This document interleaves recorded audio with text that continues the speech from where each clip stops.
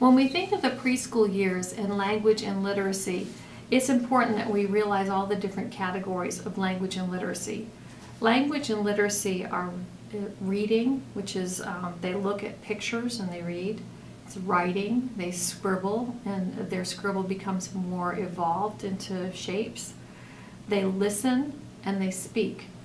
And when they speak, they are developing their vocabulary, and their vocabulary is based on different rules of grammar, especially in the English language. There's phonology, which is phonics. There's grammar, which is the proper way things are spoken. And then there's semantics, and semantics are the way that sentences and things go together, and understanding the nuances and the meaning of the group of words together. So the first thing we want to talk about are phonemes. And phonemes are the smallest unit of sound, and there are about 46 to 50 phonemes in the English language, and they include vowels and consonants and blended sounds, and they have a developmental sequence. And then we want to talk about morphology, and morphology is the study of morphemes, and morphemes are the smallest unit of meaning, not the smallest unit of sound, but of meaning. So, for example, a prefix or a suffix, ing, changes the tense of a word. Or if you say something is pro, it means that it's for something. Or if you want to undo something, untie your shoe, it means a negative, to reverse. And so those are small units of meaning that children begin to learn when they put with other words, change the meaning of the word. Oftentimes they put them together with words and they don't always go together, but they have an understanding of what they mean. So between ages 2 and 4, children develop a variety of morphemes, and there's a common sequence in appearance of morphemes. Then they have syntax, and syntax involves the rules and the order of words. Now between 18 and 24 months, they combine hollow phrases, and hollow phrases are single words that mean something, into telegraphic speech. Telegraphic speech is putting 2 or 3 words together, like me go, more milk, that sort of thing. Sequences within telegraphic speech have acceptable grammatical sequences, so they've found a way that to put things together, and it just kind of happens because they observe and hear. So they're going to say more milk instead of milk more. And a child consciously forms and revises the rules. Unconsciously forms and revises the rules. Almost completely, all this is almost completely mastered early on. That's why when I talk about when you speak within your classroom, it's important for you to use correct grammar, because when you don't use correct grammar, then the child learns incorrect grammar.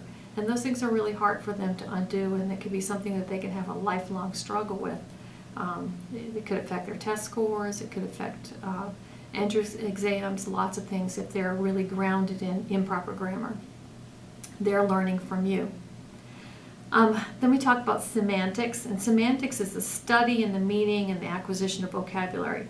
So toddlers learn best in an active way, in a hands-on environment. That's very critical to them learning. And the meaning of words as related to experiences helps them solidify their vocabulary. Then we talk about pragmatics, and that's a study of how language is used within the context of a situation. So some examples of pragmatics might be taking turns talking, or the ability to stick to a topic, or noticing nonverbal cues. So a child speaks to themselves often, and that we call that egocentric speech. And Vygotsky talks about that. He's an educational theorist, and he talks about how a child's words or phrases accompany their actions. And then Vygotsky also talks about inner speech, and their speech becomes internalized as part of their thinking process. They might speak out loud, or they might be, you see them kind of deep in thought where they're thinking words in their head about the process of what they're doing. And don't we do that? We think, I'm going to go to my car now. We don't say it out loud, but we get up and we do it because we're thinking about it. A child is no different. Some characteristics of toddler language: they have telegraphic speech. Many words are omitted, but they get things across, so they might say, Mary doll. I want my doll, Mary's doll.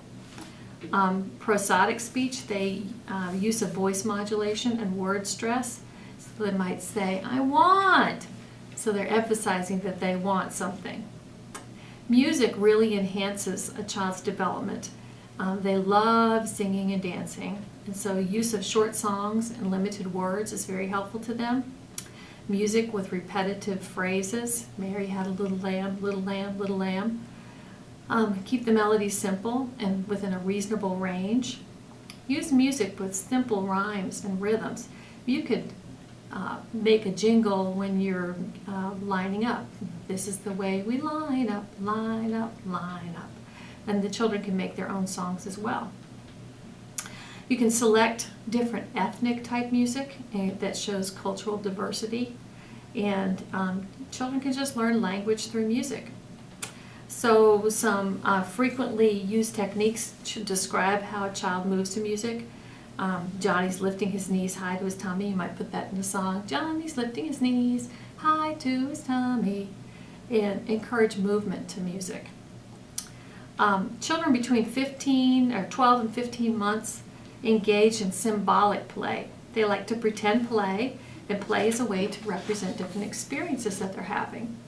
So they use symbols to represent other objects. So they might have a block and they pick it up and they put it to their ear because they see mom or dad on the telephone and they're pretending that it's a telephone. They associate that shape with their mom's telephone and they imitate adult behavior. Use books with toddlers.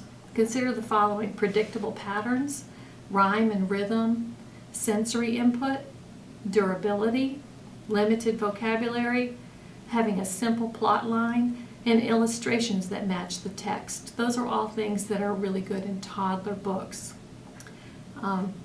Some book sharing techniques. Select a time when the child is alert and curious.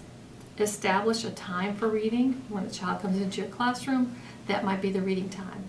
Or it might be after everyone's cleaned up and they're getting ready to go home. Create interest with your voice.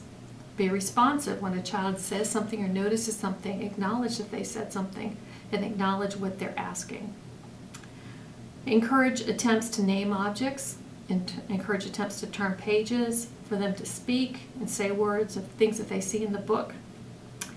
Remember, literacy involves reading, which is picture reading, writing, which is scribble drawing, listening, and speaking.